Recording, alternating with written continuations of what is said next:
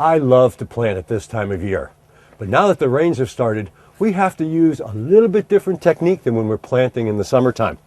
Also, if you're planning on planting in December, January, maybe some bare root plants, this is a good time to get your planting holes dug and your soil set aside.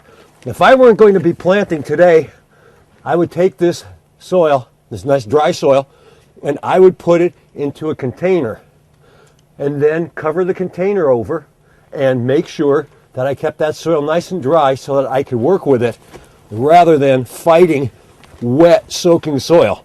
But I'm going to go ahead and plant today and show you just how nice it is to work the soil at this time of year.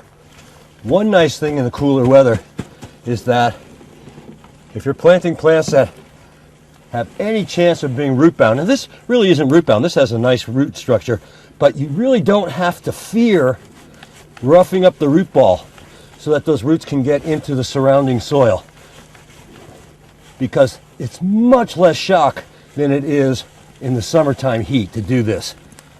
Okay, now that we're sure that we're pretty much at the right depth and that they're planted straight up, we can begin backfilling. And again, at this time of the year, and if you keep your soil dry through the winter months, it will be much easier to work with than soaking, sopping wet soil.